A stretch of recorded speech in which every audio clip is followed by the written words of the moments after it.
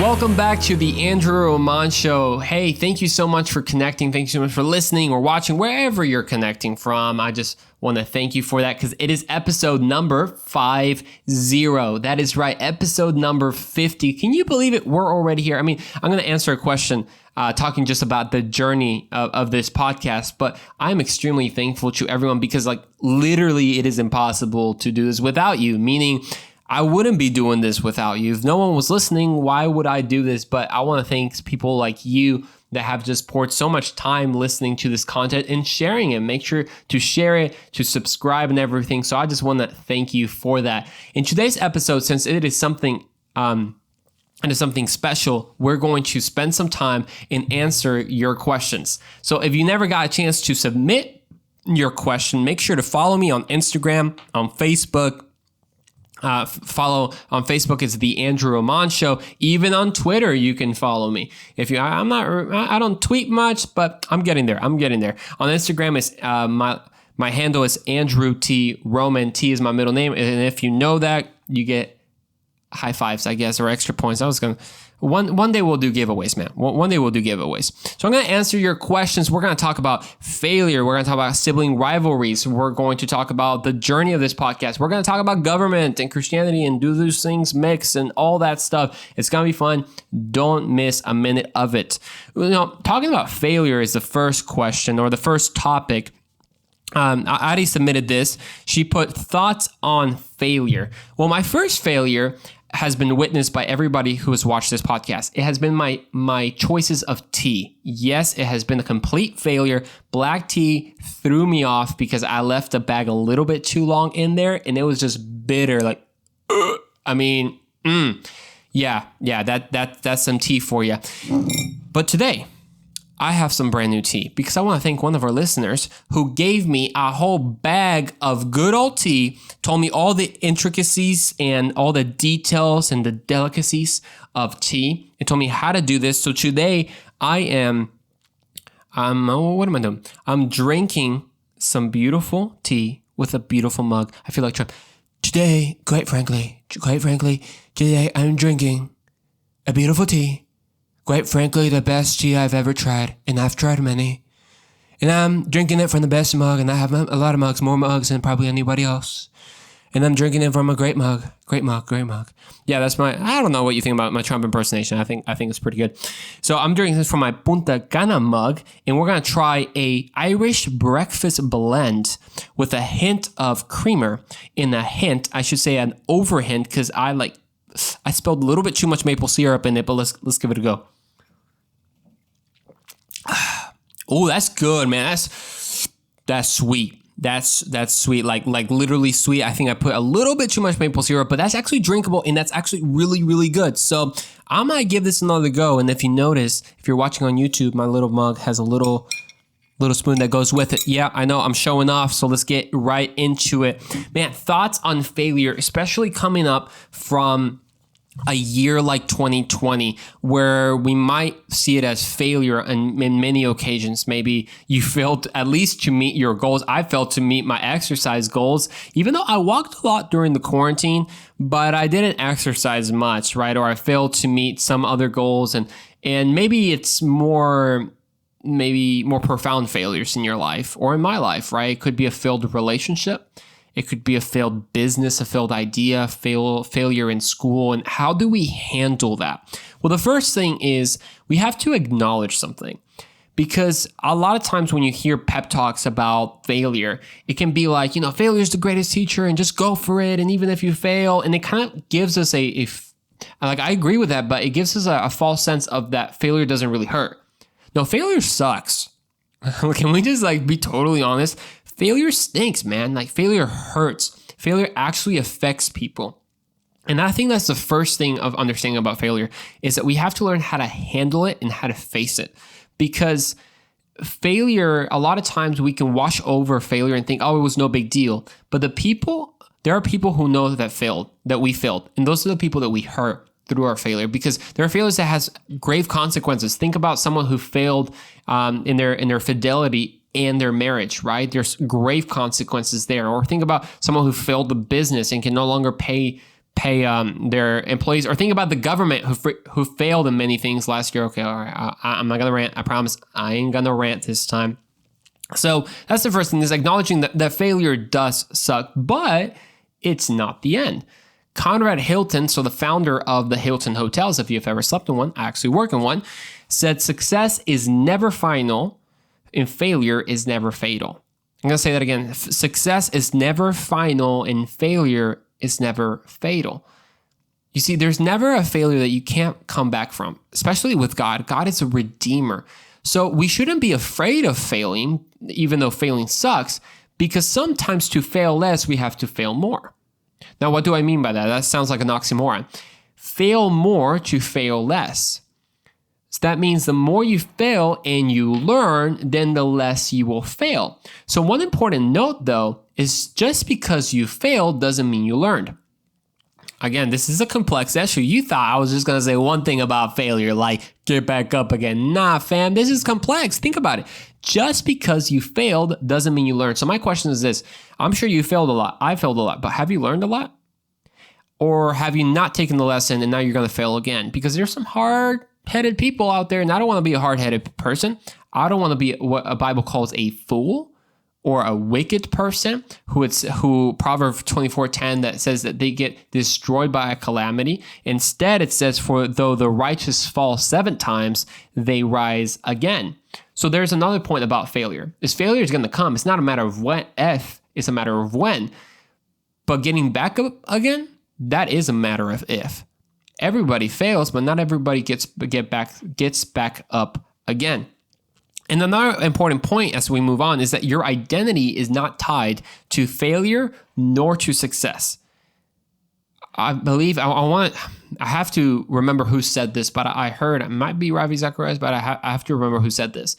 That he said, if you let success get to your head, failure will get to your heart. Oh my gosh, sorry. That just hit me even when I said it. If you let success get to your head, failure will get to your heart. So you have to understand that your identity as a person is not tied up in your achievements. It's tied up in your identity as a child of God and your value as being created by God.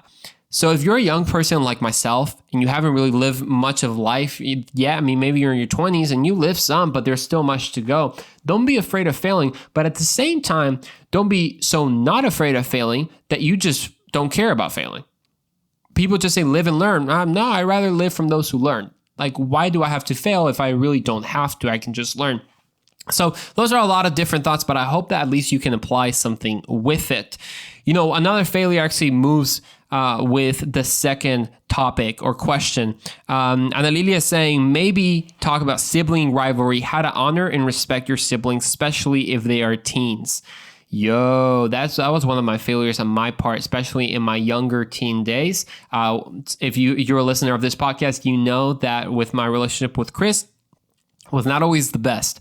In fact, I think I messed up a lot with that. And now God is so good. It has been restored. It's not perfect, obviously, but it's been really restored. I brought him a smoothie today, boys. You know a relationship is restored when your homeboy brings you a smoothie. Amen? Amen. Let's continue. So my relationship with God, with Chris, wasn't always the best in my early teen years, and I had to learn some things to actually help and make that better. The first thing that I had to learn is to stop seeing everything through my eyes. Like, start seeing things through the other person, through your brother's eyes, or your sister's eyes. There's nothing worse. I mean, there are a lot of things bad, but it is terrible when you have a bad relationship with your siblings. Like, it's actually a bad thing. Like, people try to pretend like, oh, it's no big deal, whatever. We're just teens or whatever. No. It's bad to have a bad relationship with your sibling. God doesn't want it that way. And there is something that you can choose, something you can do to change that. One is to change your perspective. Don't think that the world revolves around you. You see, rivalry stops when you recognize that what you are demanding is not in low supply. You see, sometimes there's rivalry when there's a high demand but a low supply. But if what you're fighting for is attention, or you're looking for time from someone or this, guess who has that a lot? God. So when you realize that you don't have to fight for people's acceptance, you don't have to fight for their acceptance, because the moment you try to prove yourself, at the same time you're disproving someone else. So when you try to prove yourself, what you're also doing simultaneously is you're disproving someone. That happens a lot in siblings, right? You want to try to prove yourself and be mad, and that usually happens when you try to put someone down, and that happens in rivalry between siblings. So this is something I never want to speak from a place like, oh, I've totally achieved this and I know how this works. No. I'm learning to honor right now. I'm learning to honor my siblings, because there comes a point where, maybe you're younger and you're just kids, but you come to a certain age where you actually have to make a decision to whether you want to invest in your relationship with your siblings or not. Because I'm a very social person and I love hanging out with friends. And there was a time when sometimes I wanted to hang out with friends more than family. Have you ever related with that? You're like, oh, you can't hang out with your friends, but I see you guys all the time. It's like, oh, why am I always with you guys? I grew up with you guys. Let me just go hang out with my friends. And okay. But I realize that family comes first. Why? I don't want to spend more time investing in a relationship with someone like a friend more than my siblings. Now, I understand. I want to be sensitive. I understand that there are things sometimes outside of our control with our siblings, right? Maybe they moved out, maybe they have a rough life and they've moved out and they never talk to you and etc. and you have a horrible relationship. But there are things that you can do. You can forgive and you can even honor. So if you kind of find yourself in that situation with your siblings, you have somewhat of a rivalry, it's up to you whether you want to change that. First, change yourself, and then things will begin to change. Hey, let's answer the next question from Nick. And by the way, Nick has an awesome podcast called Vantage Point Podcast, so definitely check that out. How has the journey been? Man, it's been a good journey just about this podcast. When you're in the journey, it's never as you thought it was going to be. Sometimes in a good way, and this is what I mean by when I thought, oh man, I just want to record podcasts. It's gonna be super easy. It's just gonna flow all the time, and I'm just gonna always know what to say and everything. Episode number 50, man, and sometimes I sit down and I'm like, God, I don't know if I want to record a podcast. I want to do something else, like really record another podcast. But God is so good. I've been super blessed. Thank you for asking that. I've been blessed because of y'all's support. So thank you for that. And really, the journey's still going, man. The journey's still going. I realize, as we've said this in this podcast, choose your hard. It is hard to have a podcast. If you've never had one, you probably don't know, but Nick at least knows because he has one. It's hard, but I'm excited because it's done through God's strength. I want to talk about, let's see, the next question over here. Why do Christians tend to mix religion with the government? This is Oscar asking it. Hey, Oscar, thanks for listening to the podcast. Why do Christians tend to mix religion with the government? This is an interesting question. It kind of points a little bit to the whole conversation between the separation of church and state. Man, this is going to be fun. Well, first of all, when you ask why do Christians tend to mix religion, the truth is everybody does. Everybody mixes, and if by religion you just mean your religious beliefs, meaning your beliefs, your ideological beliefs, your worldview, your world perspective, your values, everybody does. It's not just Christians. Everybody mixes their beliefs with everything, and that includes government. So yes, you have Christians who mix their beliefs with the government, and when we get certain laws. But then you have, for example, one of the greatest examples of this is, let's just call Roe versus Wade, or Roe versus Wade. And this might be a sensitive subject for some, but with abortion, we know that's not what God intends. It's actually a sin. And the reason that abortion was not legal at that time, and it wasn't legal to kill an unborn baby, is because the whole idea of unborn babies having life and having actual value came from Christians mixing their beliefs with the government. Likewise, or on the flip side, is when naturalists and people who didn't believe in God, or even people who didn't believe in the sanctity of life, they mix their beliefs with government, and thus we have Roe versus Wade. Thus we have abortion is legal. It was supposed to be safe. It was supposed to be safe, legal, and rare. Now it's definitely not rare in the country, and obviously we know that in 2020. So the question is not whether you're going to mix your beliefs with government. Everybody mixes their beliefs in government. Actually, I'm quite happy when Christians mix their beliefs with government the right way. I mean, think about this is an example of this country. This country was founded, all the principles of God above government, the principles of everyone having the same value and being created equal. We were all created equal. All these are because founders mix their beliefs with government, and a lot of those beliefs were founded on the philosophies of Jerusalem and the worldview of God existing and all the morality that comes with it, as well as Athens and the philosophy. By the way, there's a great book called The Right Side of History with Ben Shapiro, where he really breaks down kind of this the two cities that founded our own country. So pretty fascinating. So when you say why do Christians tend to mix their religion with government? Like I mentioned, everybody does this. The reason that that creationism is no longer taught very much in schools is because naturalists and atheists mix their beliefs with government, and now what you call the monkey trials, right? The monkey trials were Darwinian teachers, from what I understand, you can correct me, that complained and sued schools that evolution was not being taught, and that it was actually an act of discrimination against the evolutionary theory from not being taught, and that it should be taught as well as creationism, and that we should give everyone all multiple choices. Well, now it's the flip side, right? The only thing that's really taught and accepted is evolutionary theory and not much of creationism. So everyone's doing it, or the reason that as a teacher, you can't share about God or anything like that is because someone decided with their beliefs to apply it and apply it into law through government. So one of the things that's important to understand is also the combination of church and state. I mean, Jesus never, again, we have to also understand that we never want to mix our religion with the government in the sense that we want to make government God. Not at all. Government is not the be-all, end-all at all. Actually, I have a great podcast about this with Nico Ruiz. It's one of my first ones where we talk about the place of politics in our lives. And yes, I mean, you have to understand that Jesus transcended government, but at the same time, Jesus transforms it because government is people.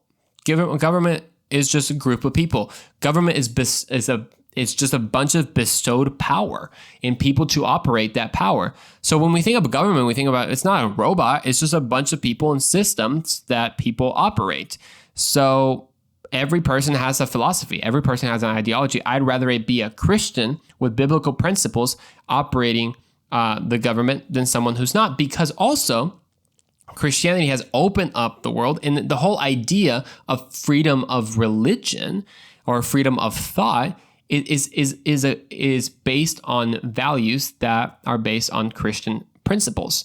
Because as a Christian, we're not here to force someone to believe in Christianity. Actually, you can't do that. It's a choice that you make. It's a choice that you make to believe in Jesus, right? So let's talk about church and state. I think that's going to help answer this question as well. There's a misconception about this whole thing about separation of church and state. It is not in the Constitution. It's not even in one of the amendments. It's not in any official paperwork where one of our founding fathers said, "Hey, do not mix church and state." No, that's not what it would say. Actually, it was a letter from Jefferson to the Danbury Baptist Association, which Jefferson declared that they should build a wall of separation between the church and state. And this was done not to keep the church out of the state, but to keep the state out of the church. I'm going to say that again. The separation of church and state was not to keep the church out of the state, but to keep the state out of the church. What do you have? What happens when you don't keep the state out of the church? Nazi Germany happens. Yes, atheistic and the communistic Russia happens, or you name it. It gets pretty ugly because then government uses the power of religion to bring in its evil means.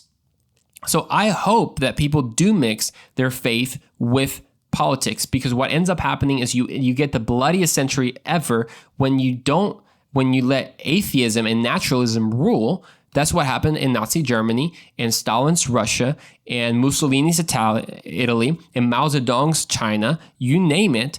20th century was the bloodiest century that we've ever experienced. And that was because we let people's beliefs combine with religion and let naturalism and atheism rule instead of us Christians stepping up to the plate as well. Talk about Bonhoeffer. That's a great example.